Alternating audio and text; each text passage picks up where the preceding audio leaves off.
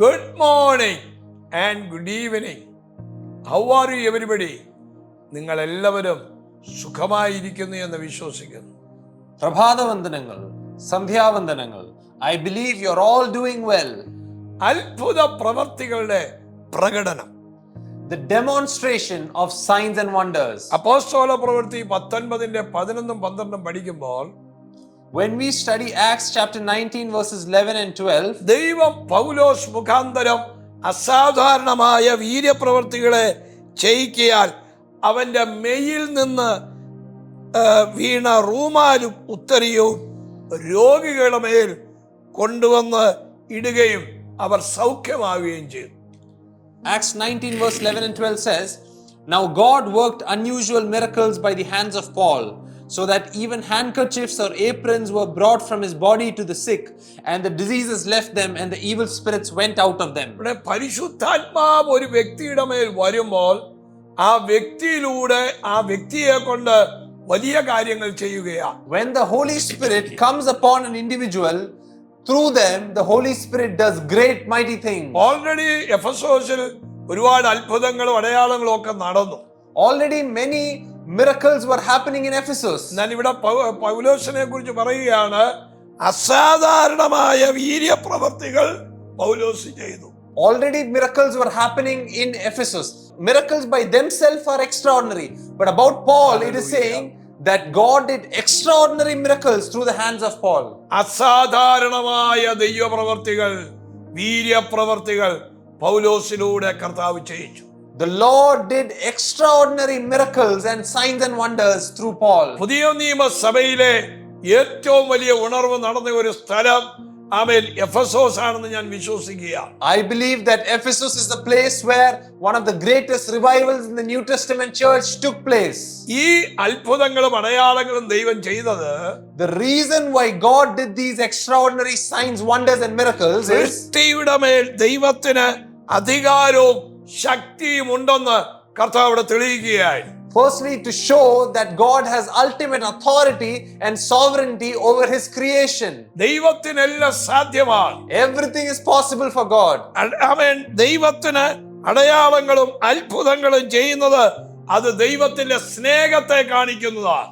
Secondly, the signs, wonders and miracles that God does demonstrates his love towards his people. ബന്ധനത്തിൽ നിന്നും ശാപത്തിൽ നിന്നും രോഗത്തിൽ നിന്നും തന്റെ ജനത്തെ വിടുവിപ്പാൻ ദൈവം ആഗ്രഹിക്കുകയാണ്. God always desires to deliver and rescue his people from bondage and from sickness and curses. യേശുവിന്റെ കമ്പാഷൻ, മനസ്സലിവ് കൊണ്ട് രോഗികൾ സൗഖ്യമാകും.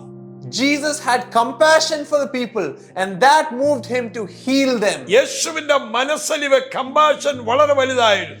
The compassion of Jesus was really great. അവൻ രോഗികളോട് മനസ്സലിച്ചു. He had compassion for the sick. മരുഭൂമിയിൽ പ്രസംഗം കേട്ട് രാവിലെ മുതൽ വൈകിട്ട് വരെ ഇരുന്ന ജനത്തിന് അവൻ അപ്പം കൊടുക്കുവാൻ ഇടയായി തീർന്നു. To the people who were listening to his sermon on the Sermon on the Mount, he preached to them, but he also gave them food to quench their hunger. 5 അപ്പവും 2 മീനും കരങ്ങളിലെടുത്ത് വാഴ്ത്തി ആ ജനത്തിന് കൊടുത്തു. അവർ തിന്ന് തൃപ്തരായി. ബാക്കി കൊട്ടകൾ ശേഷിച്ചു. He took the 5 loaves and the 2 fish, he blessed it and he multiplied it and he gave it to his people. യഥാർത്ഥ revival ആകുമ്പോൾ, when a true revival takes place, അതിന്റെ കൂടെ ജനത്തിൽ വലിയ മാറ്റങ്ങൾ, കൺവേർഷൻ നടക്കും. there will be great changes in the hearts of people. There will be great conversions. supernatural miracles നടക്കുവാനിടയാകും. In a true revival, supernatural miracles will take place. ഈ അത്ഭുതങ്ങളും വീര്യപ്രവർത്തികളും ദൈവരാജ്യത്തിന്റെ യാഥാർത്ഥ്യത്തെ നമുക്ക് കാണിക്കുന്നു. These miracles and signs and wonders demonstrate to us the reality of the kingdom of God. കാണാൻ പറ്റാത്ത ദൈവരാജ്യത്തെ ഇങ്ങനെയുള്ള അത്ഭുതങ്ങളിലൂടെ ദൈവരാജ്യം ഭൂമിയിൽ സ്ഥാപിക്കുകയാണ്. The kingdom of God that we cannot see with our physical eyes is demonstrated to our physical world through these signs and wonders and miracles. Amen. Amen. ഈ ദൈവം വലിയ ദൈവമാണ്. Our God is a great God. നിങ്ങളുടെ ജീവിതത്തിൽ In our life, അസാധാരണ കാര്യങ്ങൾ ദൈവം ചെയ്യും.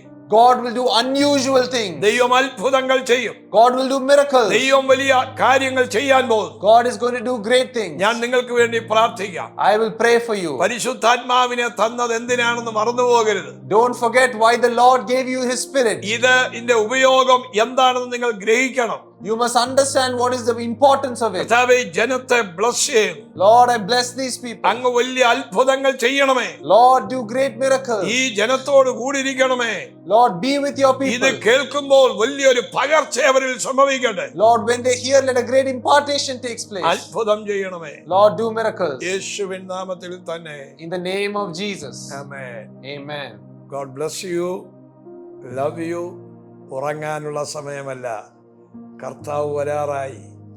ആ വരവിന് വേണ്ടി നാം ഒരുങ്ങുകയും അനേകരെ നിത്യനരകത്തിലേക്ക് പോകാതെ നിത്യ സ്വർഗരാജ്യത്തിലേക്ക് പോകാൻ നമുക്ക് ഓരോരുത്തർക്കും ഒരുങ്ങാം. കർത്താവ് എല്ലാവരെയും സഹായിക്കട്ടെ. Remember, the time is near. God bless you. Be ready. And it is not time for us to sleep. We must prepare ourselves for the coming of the Lord and prepare others also and save them from the path of destruction. Amen. Be ready.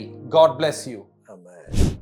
May മാസം 30 എറണാകുളത്ത് വെച്ച് നമ്മുടെ one day programme ഉച്ചവരെ രാവിലെ 10 മുതൽ 1 മണി വരെ മലേക്കിൻ്റെ ഒരു prayer കൊച്ചിക്ക് വേണ്ടി പ്രാർത്ഥിക്കാൻ വെച്ചിട്ടുണ്ട്. നിങ്ങളെല്ലാവരും ഈ താഴെ കാണുന്ന ആ ഓഡിറ്റോറിയത്തിൽ വരുവാൻ ഓർപ്പിക്കുന്നു. അതുപോലെ തന്നെ ഈ ജൂൺ മാസം 1 നടക്കുന്ന ആ യൂത്ത് കോൺഫറൻസ് ഡോണ്ട് ഫോർഗെറ്റ്, നിങ്ങൾ മറക്കരുത്. അതൊരു ഭയങ്കര ബ്ലെസ്സിങ് ആയിരിക്കും. സമയം കണ്ടെത്തി വരിക. നിങ്ങളുടെ മേൽ ദൈവത്തിൻ്റെ കരം വയ്ക്കും. നിങ്ങളെ വേറൊരു നിലയിലെത്തിക്കും. കർത്താവ് എല്ലാവരെയും അനുഗ്രഹിക്കട്ടെ. God bless you all. Remember us in your prayers. And I want to remind you that on May 30th, we have a prayer meeting happening in Kochi from morning till afternoon. I invite you all to come there, take place and be blessed. Also, I want to remind you of the youth conference that is happening on June 1st in Punalur. You come, register, and it'll be a great purposes of God and a great move of God that is happening over here. Come and be blessed. God bless you. Amen.